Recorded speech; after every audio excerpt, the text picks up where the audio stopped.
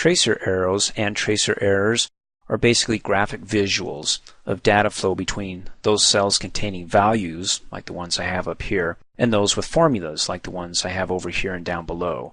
So if I have a huge spreadsheet and I want to find out how it's flowing, either from the cells to the formulas or vice versa, to find out if there are any cells here that a formula is dependent upon, then come up here, click on the Formulas tab, go to the Formula Auditing group, and you've got two options. You have Trace Precedents and Trace Dependents. To find out which one you're going to be using, look at the little graphic there. You've got two white cells, both pointing into a dark cell. The dark cell is a cell that contains the formula. So if I want to trace the precedence of those cells containing values into a formula, first, select the cell that contains a formula, right there, average, and then click on it once, and it'll trace all those cells that precede the formula, or that flow into the formula here, with a nice little graphic visual of an arrow and outlining the cells that contribute to this formula. Of course, I can go ahead and click Remove.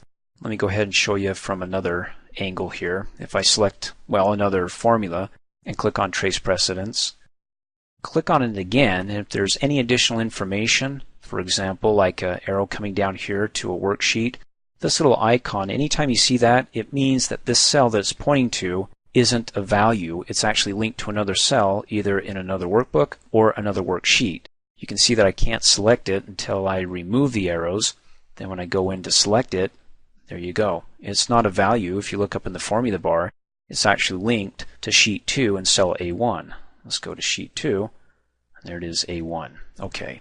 So that can be very helpful if you want to find out, before you start messing with the worksheet, how the data is flowing. And maybe, if I'm not paying attention, I just start typing over this cell here, putting in a new number.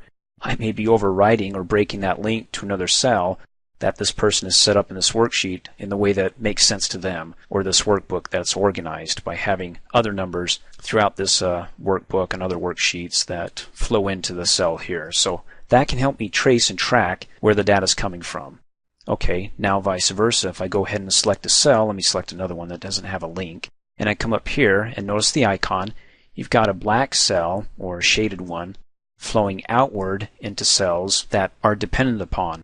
So if I click on it once, you'll see that all these formulas, I've got 1, 2, 3, 4, that are dependent or use this cell's value as part of making up the formula. Like for the second quarter, we've got Mr. Humphreys and all these other cells from all these other salespeople that make up this total here, and Mr. Humphreys contributes to that, or the value in that cell.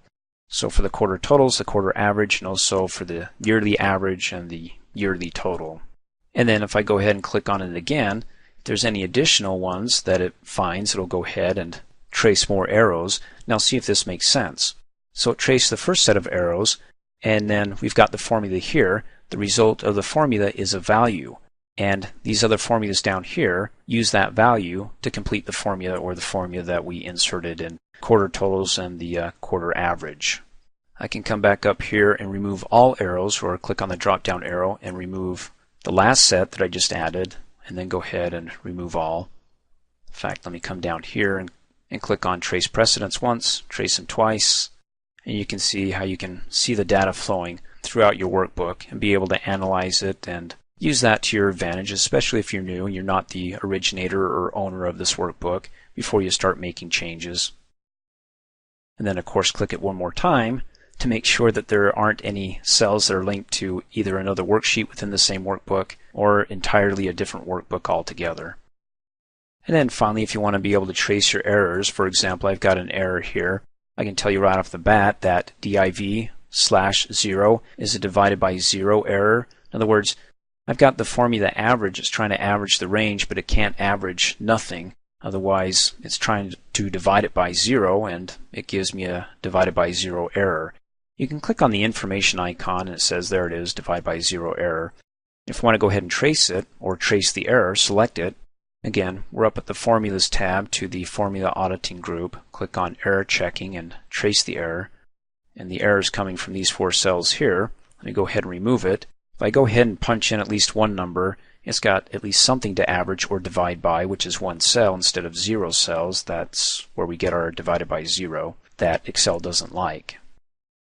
Thanks for watching. Hey, as a quick reminder, if you like my video, please give it a thumbs up. You can also click on me and subscribe to my channel to get notified of the latest videos. And for great specials on my products, please see the description below this video.